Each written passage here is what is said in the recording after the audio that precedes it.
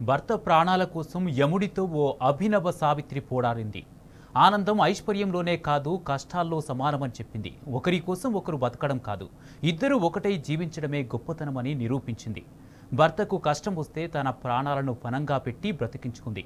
మరణం అంచుల్లో ఉన్న భర్తకు ప్రాణదాతై స్త్రీ శక్తిని చాటింది. మహిళా దినోత్సవం సందర్భంగా ఓ మహిళ సాధించిన విజయగాథ.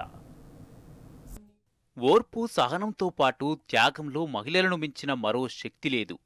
ఈ విషయాన్ని ఖమ్మం జిల్లా రఘునాథపాలెం ఈర్లపూడికి చెందిన మహిళ నిరూపించింది. ప్రాణాపాయంలో ఉన్న భర్తకు అండగా నిలిచింది. లివర్ వ్యాధిని పారదోలింది. అభినవ సావిత్రిగా మారింది. యముడితో పోరాడి తన భర్త ప్రాణాలను నిలబెట్టుకుంది. ఆ మహిళ త్యాగ నిరతికి అద్దం పట్టిన కథ ఇది. ఆ వీరనారి పేరు ధరాబాద్ శ్రీను, లావణ్య దంపతులది అన్యోన్య కాపురం. వీరిది ప్రేమ వివాహం. ఇద్దరు ఆడపిల్లలున్నారు.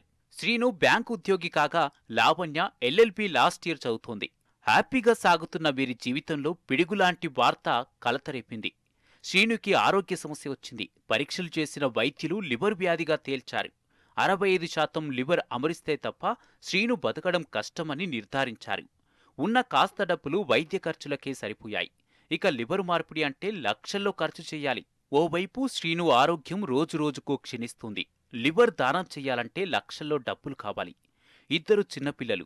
కుటుంబం నిలబడాలంటే భర్త ప్రాణాలు కాపాడటం ఒక్కటే మార్గమని లావణ్య భావించింది. తన ప్రాణాలను పణంగా పెట్టి లివర్ దానం చేసేందుకు ముందుకొచ్చింది.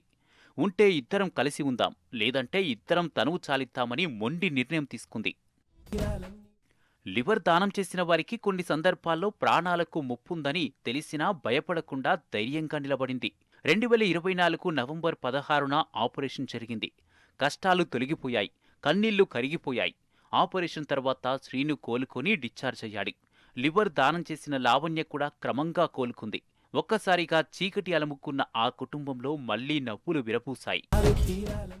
విధిని ధిక్కరించి మృత్యువును జయించిన లావణ్య, శ్రీను దంపతులు ఎందరికో ఆదర్శంగా నిలిస్తే, భర్త కోసం ప్రాణాలను సైతం ఫనంగా పెట్టిన లావణ్య మహిళా శక్తిని చాటింది.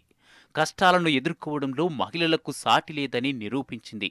అప్పుడెప్పుడో పురాణాల్లో చదువుకున్న సతీ సావిత్రి కంటే తానేమీ తీసిపోనంటుంది. ఆకాశంలో సగం, అవకాశాల్లో సగం మాత్రమే కాదు, కష్టం వచ్చినప్పుడు మగాళ్ల కంటే ఆడవారే ధైర్యంగా నిలబడతారని చాటింది. తాను ఎదుర్కొన్న పరిస్థితులను జయించి నాటి సంగతులను గుర్తు చేసుకుంది. కష్టం వచ్చినప్పుడు చెరిసగం అని మనోధైర్యం నింపిన లావణ్య మనోధైర్యానికి కేర్ ఆఫ్ అడ్రస్ గా నిలిచింది. ఇతర మహిళలకు ఆదర్శంగా నిలిచింది.